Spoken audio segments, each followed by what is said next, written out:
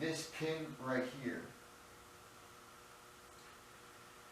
Now, the instructions on the print gave me these BSF, quarter BSF, and 2 BA, and I'm like starting to think, what are these threads? Well, these threads are British Standard Whitworth, which has instead of having 60-degree groove, it has a 55-degree groove. And the British Association thread, the BA, which has a 47 and 30 minutes degree groove, thread groove. And these threads are not like your standard thread. Like American Standard has, right, they have square root and square crest, while the Whitworth has rounded root and crest. Okay, and that would be for the Whitworth, and this is 55 degrees. I'm not going to be making these threads. I'm just going to make something suitable, 1/4 inch, and whatever I have in fine pitch. I don't know if it's a 26 or 30 or 32 threads per inch, I don't know, but that's what I'm going to be using. Now, the other one, the British Association, they use that when you're underneath 1/4 of BSF. Okay? And they're used for instruments, any bolt or nut that you're going to use that's in an instrument, that's what you would get. But these threads, like I said, are different degree. They're 47 degrees and 30 minutes.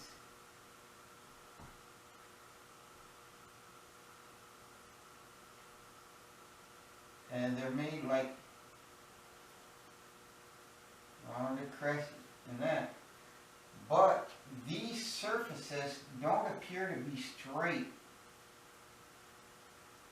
They're almost like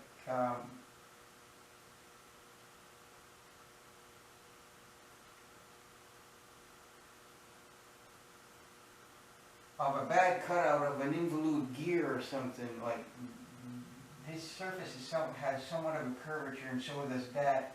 And I think the only contact that really takes place between that nut and bolt is at the pitch of that thread. So that way,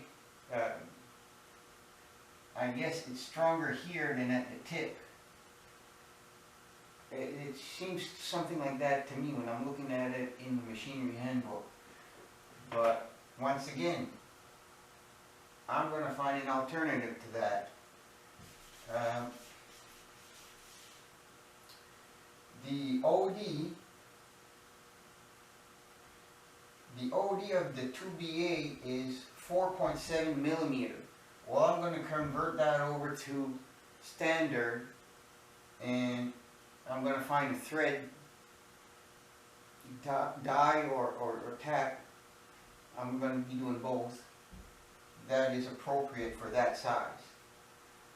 And this is the pin. And I think the pin is going to have a ratchet on it. Okay? I saw the print. It has a nut for this side, and the other side screws into the plate. So this is my next piece. Okay? So let's get started.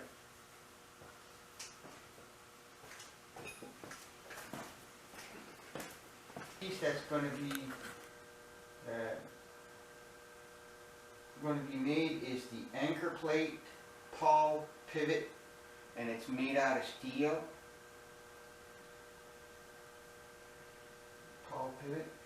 It's not very large, as you can tell. This is 1/2 inch. This is 5/16. And this, once again, is a British standard Whitworth thread, 1/4 inch, which I'm going to make it to be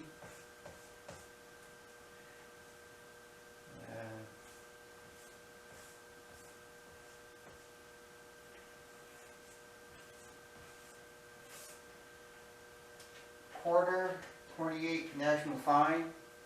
This is the next piece to be made.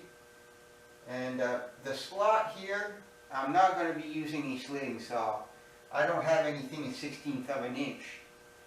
But I do have a hacksaw blade, which is a 1/16 of an inch. So that's going to be a hacksaw blade cut. Right there.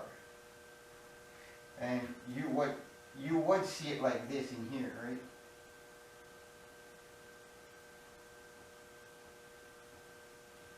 Hidden lines, right? This is just a center line. But there's supposed to be hidden lines here. So if you were to... And actually, I'm not sure if this is...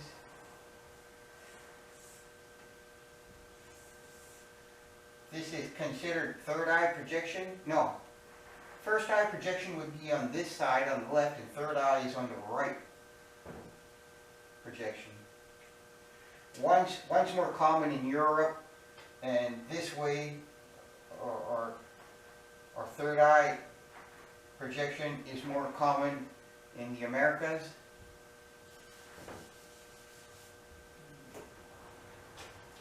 Just a little tidbit of information. I'm cutting mild steel, so recommended for a high-speed steel tool bit is 100 surface feet. Cutting speed is 100 feet per minute. Okay, so you take your formula and go 100. Times it by 4 and divide it by the diameter that you'll be cutting. In this case it was a 1/2 inch, which I already done it. So that means at 800 RPM I could spin this at and actually take the cut. And if you're talking like if it was going 5 times faster, right?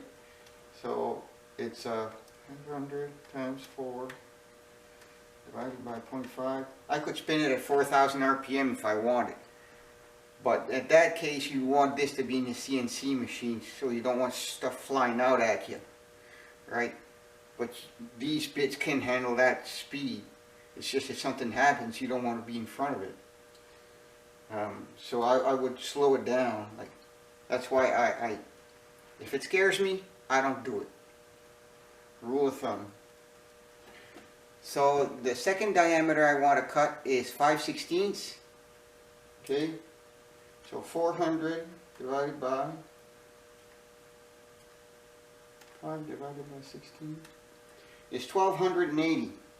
While I'm comfortable at 760. That's what I'm spinning it at.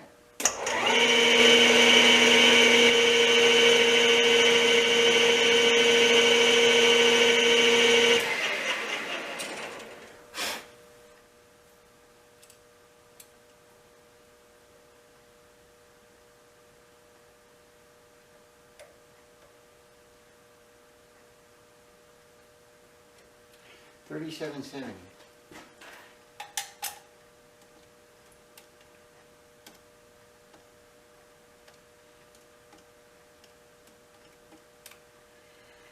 $64,000.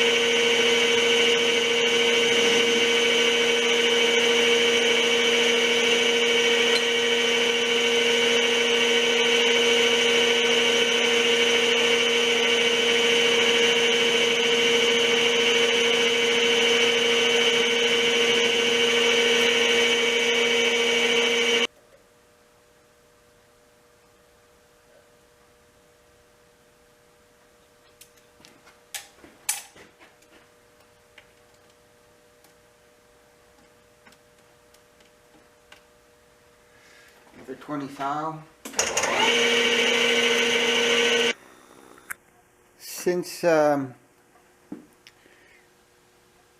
Since these are tiny pieces, I'm using more accurate means of trying to hit the marks.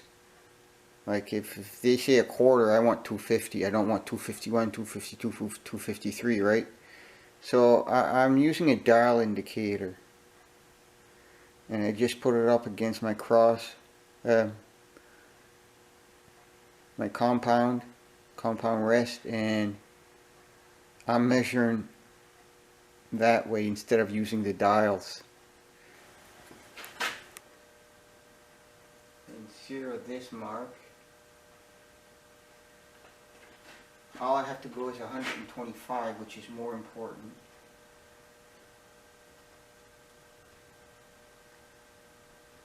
Okay, that's 125. Oops. 125 right there.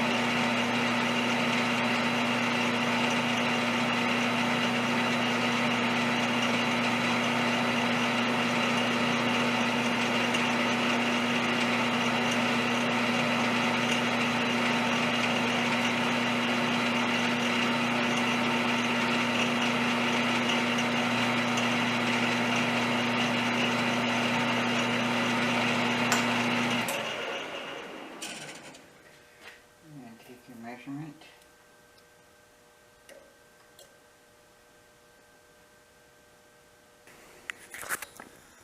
So basically how I try to get my threads going sure in a true fashion is I chuck this little adapter I've made and my die's in there, and this was spun on the same axis as this piece is spinning on the lathe, so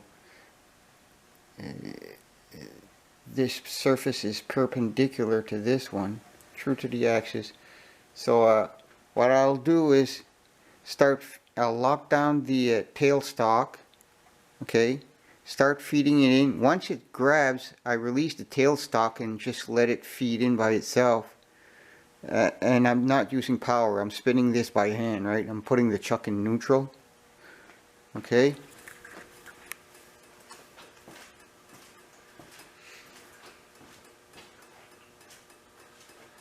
So, this is the pivot pin nut, and it is for,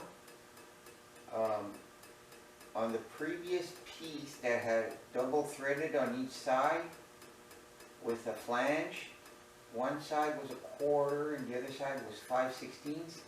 One was 2BA and the other one was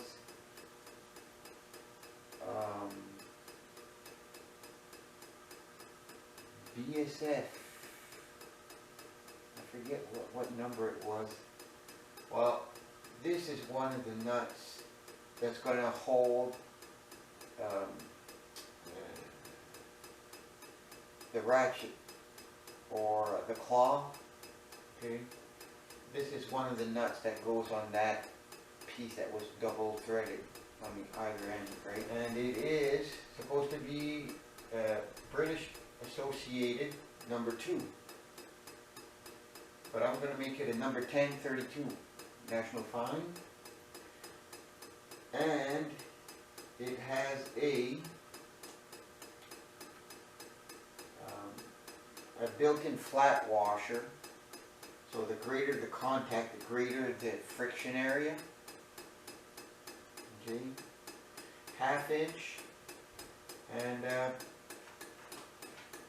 it doesn't say what size this nut should be.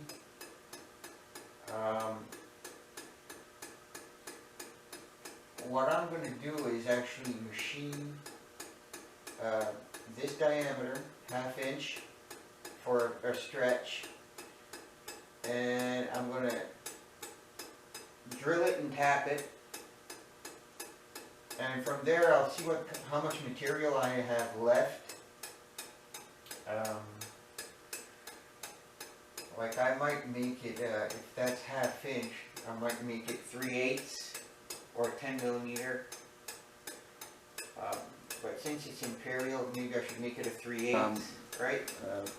Machining that OD at 1/2 inch, and I'm going to face it both sides, and I'm going to center drill it on one side, or hey, why not both sides in case something happens that I got to put it between a lathe dog or something. And then I'm going to be off to the mill, and I'm going to make my bolt pattern right away. I'm going to be using the leftover piece from the last one.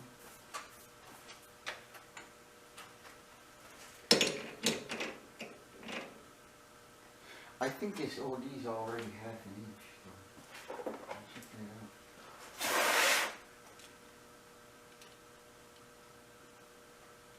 Yeah, the OD on this is already 1/2 inch, so I just got to transfer it on through. And I don't think there's no required real fine tolerances to it, so.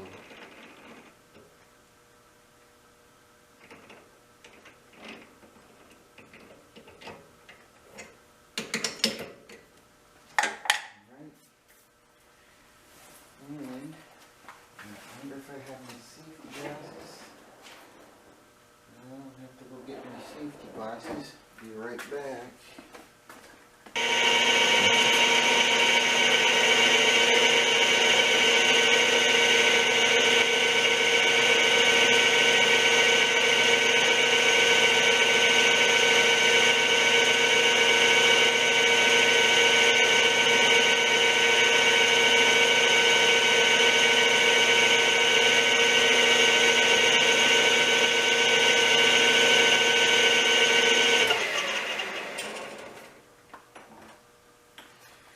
I'm going to try my new keyless chuck.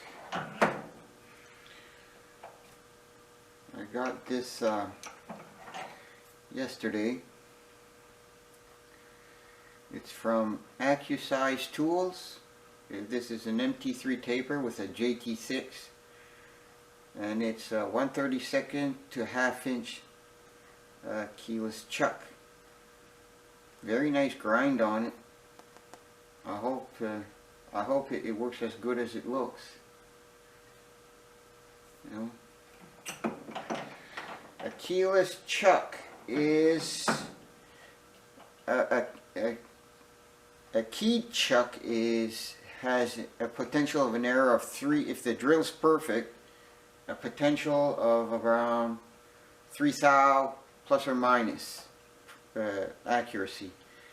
Keyless chuck has 1.5 thousandths of an inch accuracy comparison, right? So this is supposed to be more precise.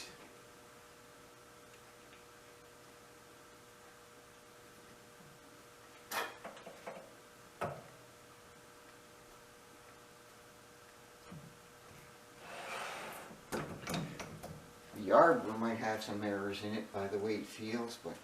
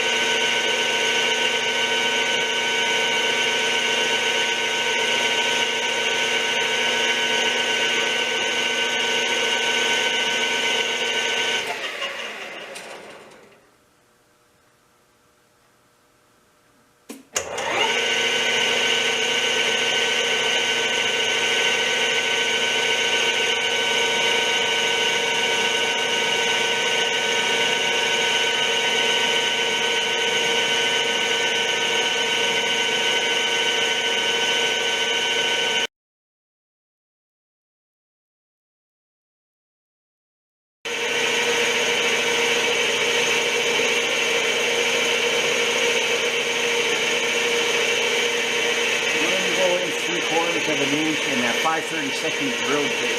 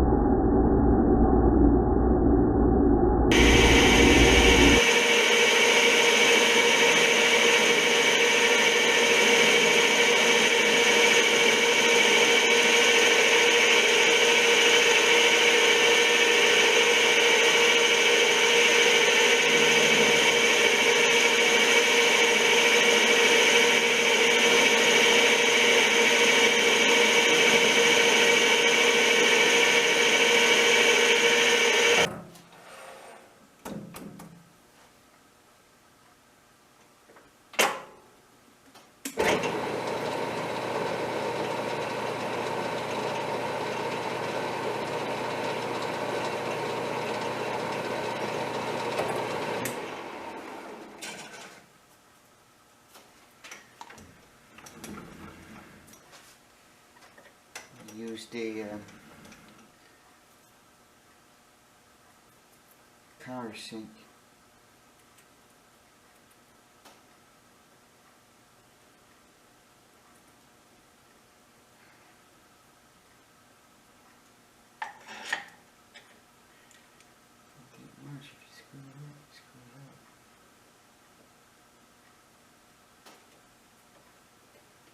Oh, there we go.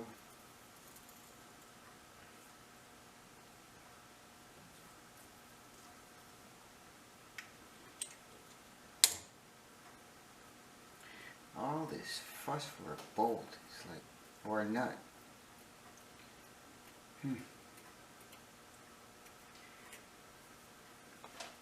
It's so tiny, if you put a little chamfer on there, you might be stripping out the only threads that were in there to start off with. It would work way better on a smaller lathe when you're doing stuff like this.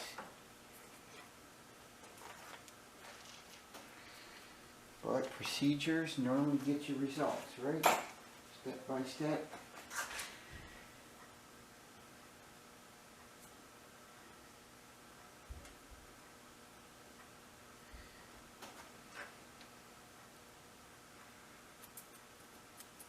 I don't even think I'm gonna bother trying, well, maybe deburr a little bit.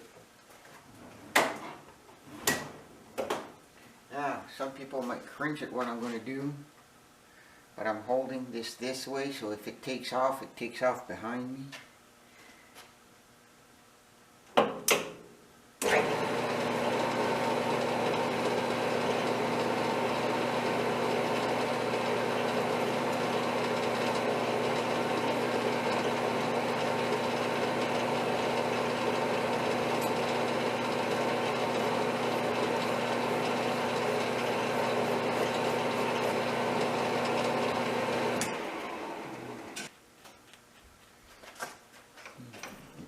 this out of the way.